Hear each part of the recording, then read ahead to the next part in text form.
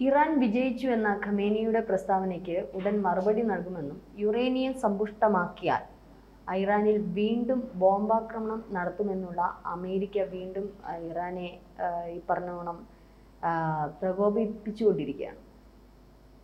അല്ല, ഇത് സംഭവം ഈ സത്യാനന്തര കാലഘട്ടത്തിൽ ഈ വിജയം പരാജയം എന്നൊക്കെ പറഞ്ഞപ്പോൾ തമാശയായിട്ട് വന്നിട്ടുണ്ട്. ഇറാൻ എങ്ങനെ വിജയിക്കുക?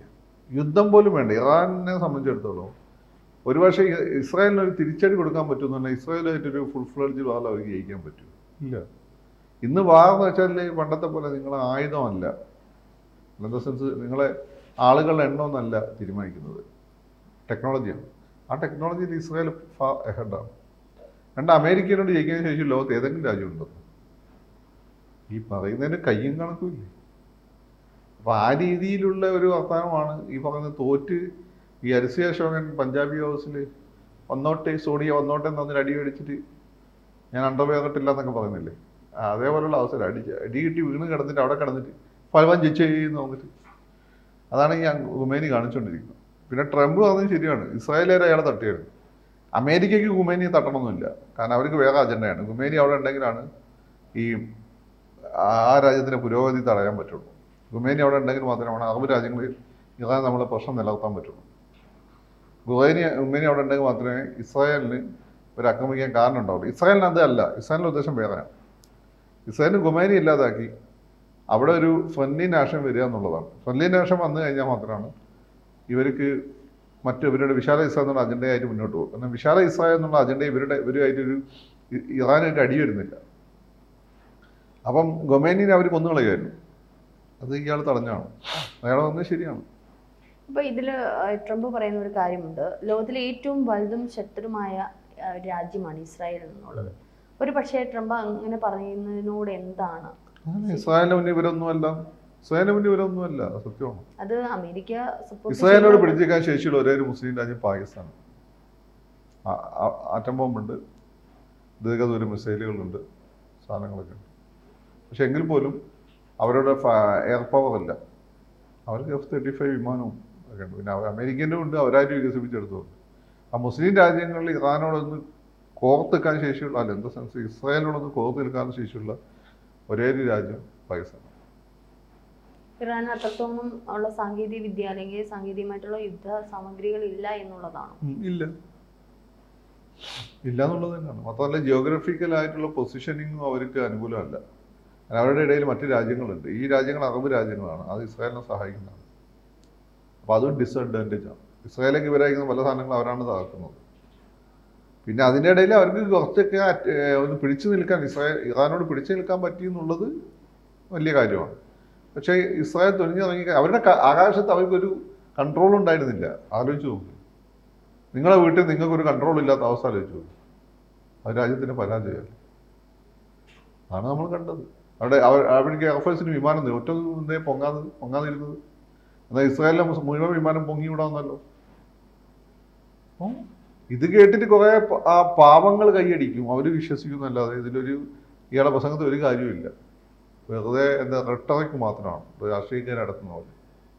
ഇതിപ്പോൾ നമ്മൾ വെടിനിർത്തൽ വന്നിരിക്കുകയാണ്, പക്ഷേ ഇനി ഇത്തരത്തിലുള്ള പ്രകോപനങ്ങൾ അങ്ങോട്ടും ഇങ്ങോട്ടും ഉണ്ടായാൽ വീണ്ടും അത് രൂക്ഷമാവുകയല്ലേ ചെയ്യും? അത് ഈ ഡയലോഗുകളുടെ പുറത്തൊന്നും സംഭവിക്കില്ല, പണി ചെയ്യുമ്പോഴേ വരുള്ളൂ. പണി എന്ന് വെച്ചാൽ യുറേനിയം സമ്പുഷ്ടീകരണം നടക്കുകയാണ്, പുതിയ ആയുധങ്ങൾ നിർമ്മിക്കുകയാണ്, ഹിസ്ബുള്ളയെ ശക്തിപ്പെടുത്തുകയാണ് എന്നൊക്കെ ആണെങ്കിൽ റിയാക്ഷൻ വരും. പിന്നെ ഈ പ്രശ്നം ഇല്ലാതാകാൻ ആരും ആഗ്രഹിച്ചിട്ടില്ല.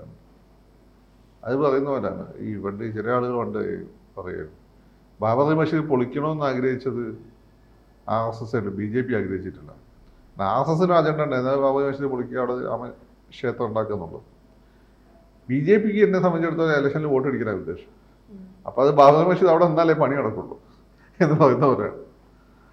അപ്പം ഇവരെ സംബന്ധിച്ചിടത്തോളം, അമേരിക്കയെ സംബന്ധിച്ചിടത്തോളം ഇറാൻ അങ്ങനെ നിൽക്കണം. ഇസ്രായേലിനെ സംബന്ധിച്ച് ഇന്നത്തെ ഇറാനിലെ ഭരണകൂടം ഒന്നും ഇല്ലാതാവണം.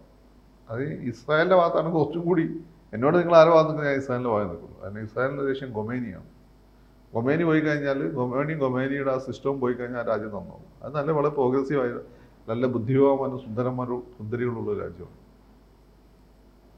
ശരിക്കും ഞാനിപ്പോൾ സാറും ഞാനുമായിട്ട് ഇരുന്ന് ചർച്ച ചെയ്യുമ്പോൾ ഞാൻ പെട്ടെന്ന് ആലോചിക്കുന്നത് CPM പാർട്ടിയിലെ ചില നേതാക്കൾ പറഞ്ഞതാണ്, യുദ്ധം എന്ന് പറയുന്നത് നമുക്കൊക്കെ ഒരു മാച്ച് പോലെയാണ്. ഒരു പ്ലേ ഇതുപോലെ നമ്മളിരുന്ന് ചർച്ച ചെയ്യുമ്പോൾ ശരിക്കും ഇപ്പോൾ സോഷ്യൽ മീഡിയയുടെ ഒരു വല്ലാത്ത ഇത് കാരണം ട്രംപ് തുടരെയാണ് ട്വീറ്റ് ചെയ്യുന്നത്. എന്തോ അവർ വിജയിച്ചു, അവർ പരാജയപ്പെട്ടില്ല. ക്രിക്കറ്റ് മാച്ച് നടക്കുമ്പോൾ അവിടെ വിജയിച്ചു, ഇവിടെ പരാജയപ്പെട്ടു എന്നുള്ളതാണ്. അപ്പോൾ യുദ്ധത്തെ ഇപ്പോൾ അങ്ങനെയൊക്കെയാണോ കാണുന്നത്? അല്ല, യുദ്ധത്തെ മലയാളികൾ യുദ്ധത്തെ കാണുന്നത് ഈ പറഞ്ഞ പോലെയാണ്. എന്നാൽ മലയാളികൾ യുദ്ധം ദുരിതമൊന്നും കണ്ടിട്ടില്ല. അപ്പാടൊരു ഇതല്ലേ കണ്ടിട്ടുള്ളൂ. എന്താണ് ഒരു വെള്ളപ്പൊക്കം, പിന്നെ ഒരു കോവിഡ്, ഒരു നിപ്പ, അതല്ലേ കണ്ടിട്ടുള്ളൂ. മലയാളിക്ക് അറിയില്ല ഇതിൻ്റെ കാര്യം. അതിപ്പം ഈ ഫേസ്ബുക്കിൽ വന്ന് മോഡി സാർ കയറി അടിക്കൂ സാറേ എന്നൊക്കെ പറയുന്ന ആളുകളും, ഇവിടെ ഹിന്ദുക്കൾ കണ്ടം വഴി ഓടിക്കും, ഞങ്ങൾ മുസ്ലിങ്ങളാണ് വലിയ പിന്നെ ലോകത്തെ രണ്ടാമത്തെ വലിയ മതമെന്ന് പറയുന്നവന്മാർ, ഇവന്മാരൊക്കെ വലിയ വിവരമുണ്ടോ? ഇവന്മാർക്കൊന്നും ഒരു ധാരണയില്ലാന്നുള്ള. രണ്ട്, ഒരു വിഷയത്തെ നമ്മൾ ഹാൻഡിൽ ചെയ്യുമ്പോൾ നമ്മൾ സേഫായി നിന്ന സ്ഥലത്ത് നിന്ന് ആരെങ്കിലും സപ്പോർട്ട് ചെയ്യുന്നതിൽ വലിയ കാര്യമില്ല. ആ സപ്പോർട്ട് ചെയ്യുന്നതിന് പിന്നിൽ ഒരു പൊതുവെ മനുഷ്യ സമൂഹത്തിന് ഗുണകരമായ ലോജിക്ക് ഉണ്ടാവും. അത് മാത്രമേ നോക്കേണ്ടത്. ഇവിടെ നമ്മൾ എന്താണ് കുന്നുകുഴിയിലോ അല്ലെങ്കിൽ ശാസ്ത്രമംഗലത്തെ ഇരുന്നുകൊണ്ട് ഒരു പ്രസ്താവന നടക്കുന്ന ഒരു പ്രശ്നമില്ല. അത് നിങ്ങളെ അങ്ങോട്ട് ആരും ബോംബ് ആയിട്ട് വരില്ല. നിങ്ങളുടെ സ്ഥലത്തെ ആളുകൾ വന്നിട്ട് ട്രക്കിൽ വന്നിട്ട് നിങ്ങളെ ഓഫീസിലുള്ള ആളുകൾ ആരും പിടിച്ചുകൊണ്ട് പോവില്ല. അതുകൊണ്ട് നിങ്ങൾക്കത് പറയാം. പക്ഷെ അങ്ങനെ നിങ്ങളുടെ ഓഫീസിൽ ചെയ്താൽ നിങ്ങൾ ക്ഷമിക്കൂ? ഇല്ലല്ലോ. ഇപ്പം ഞാൻ ഇസ്രായേലിനെ ഹമാസ് നടത്തിയിട്ടുള്ള അക്രമത്തെ അപലപിച്ചിട്ടുള്ള ഒരാളാണ്. അത് ഇസ്രായേൽ നെതന്യാഹുവിനെ ഒരുക്കി കൊടുത്തു, ഹമാസ് ആക്രമിച്ചു ഉള്ളത് ശരിയാണ്. പക്ഷെ ഹമാസിൻ്റെ അക്രമത്തെ നമ്മൾ എങ്ങനെയാണ് നമുക്ക് അംഗീകരിക്കാൻ പറ്റുക? ആയിരക്കണക്കിന് പൊതുവെ പലസ്തീൻ്റെ ഭാഗം നിന്നിരുന്ന ഇടതുപക്ഷക്കാരായ ആളുകൾ താമസിച്ചിരുന്ന സ്ഥലത്താണ് അക്രമം നടത്തി. എന്നിട്ട് സ്ത്രീകളെയും കുട്ടികളെയൊക്കെ പിടിച്ചുകൊണ്ടുപോയിരുന്നത്. ഒരുപാട് ആളുകളെ ഭീകരമായി കൊന്നുകളഞ്ഞു. നിങ്ങളുടെ ഓഫീസിൽ ഇതുപോലെ ഒരു പടക്കം പൊട്ടിയാൽ നിങ്ങൾ എന്ത് കാണിക്കും? അപ്പം അതുകൊണ്ട് പറയുന്നതിന് ആത്മാർത്ഥത വേണം, അല്ലെങ്കിൽ നിങ്ങളുടെ ജീവിതത്തിൽ അത് മാതൃക കാണിക്കണം. അതേസമയം ഇസ്രായേൽ അവിടെ ജനങ്ങൾക്ക് നടത്തിയ നരനായകനെ ഞാൻ ശക്തമായിട്ട് എതിർത്തിട്ടുണ്ട്. അപ്പം അതാണ് അതിൻ്റെ ഒരു പ്രശ്നം. ഇപ്പം ഇറാൻ്റെ അക്രമത്തെ, ഇസ്രായേലിൻ്റെ അക്രമത്തോട് ഒരു രാജ്യത്തെ പരമാധികാരത്തെ വേറെ രാജ്യം കയറിയിട്ട് ഇടപെടുന്ന എനിക്ക് താല്പര്യമില്ല. പക്ഷേ ഞാൻ അംഗീകരിക്കത്ത. പക്ഷേ ഖൊമേനി ഒരു ഭീഷണിയാണ്. ഖൊമേനി ഇസ്ലാമിന് തന്നെ ഭീഷണിയാണ്. ഇസ്ലാമിന് ഇപ്പോൾ ഏറ്റവും വലിയ ചീത്തപ്പേരുണ്ടാക്കുന്ന ഒരാൾ ബില്ലാദനായത്. അയാൾ മരിച്ചുപോയി. അയാൾ കഴിഞ്ഞാൽ ഒന്ന് ഖൊമേനിയാണ്. ഈ റോങ് റീസണിൻ്റെ പുറത്ത് നിങ്ങൾ ഈ മതത്തെ എവിടെയൊക്കെ പ്ലേസ് ചെയ്യുന്നു, അങ്ങനെ നിങ്ങൾ ഈ മതത്തിൻ്റെ ശത്രുവാണ്. ഇസ്രായേലിനെ സംബന്ധിച്ചിടത്തോളം അവർക്ക് അറബ് രാജ്യങ്ങളൊരു പ്രശ്നമുണ്ട്. But they don't have any problem with Iran. ഇറാനായിട്ടുള്ള അവരുടെ ഒരു പ്രശ്നം ഖൊമേനിയാണ്.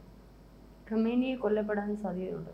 ഈ രീതിയിൽ പോയാൽ കൊല്ലപ്പെടും. ഇസ്രായേലിൻ്റെ ഒരു ജസ്റ്റ് അമേരിക്കൻ ഒന്നും തോന്നുന്നുണ്ടല്ലേ, എല്ലാവരും ഇപ്പോഴേ കാലത്ത് തീർക്കുമോ? നോട്ടമിട്ടിട്ടുണ്ട് എന്ന് തന്നെയാണ്. നോട്ടമിട്ടിട്ടുണ്ട്. അയാൾ എവിടെന്നൊക്കെ അവർക്ക് അറിയാം.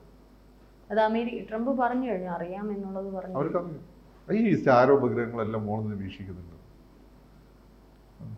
എല്ലാ കാര്യങ്ങളും നമ്മുടെ വണ്ടിയുടെ നമ്പർ പ്ലേറ്റ് വരെ അവർക്ക് ഫോട്ടോ എടുക്കാൻ പറ്റും. പിന്നാണ് അവർക്ക് നോക്കിയത്. അവർക്ക് ഇതെല്ലാം അറിയാം. അമേരിക്ക വിചാരിച്ചാൽ നമ്മളെ ചുറ്റുമുള്ള ഒരു എല്ലാ ക്രൈമുകളും തെളിയിക്കാൻ പറ്റും. ഇതൊക്കെ മോളെന്ന് അവർ കാണാം. ശരിക്കും ഇപ്പോൾ ഒരു രാജ്യത്ത് ഇത്തരത്തിലുള്ള സംഘർഷ യുദ്ധം ഉണ്ടായ ആര് ജയിച്ചു അല്ലെങ്കിൽ ഏതാണ് കൂടുതൽ മുന്നേറ്റം ഉണ്ടായിട്ടുള്ളത് നമുക്കറിയാൻ പ്രയാസമായിരിക്കും.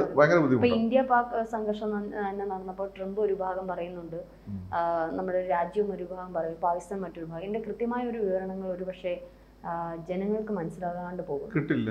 പിന്നെ നമുക്കത് ലോജിക്ക് വെച്ചേ പറയാൻ പറ്റുള്ളൂ. പാകിസ്ഥാൻ അപേക്ഷിച്ച് ഇന്ത്യ ഫയർ പവർ കൂടുതലുള്ള ഒരു രാജ്യമാണ്.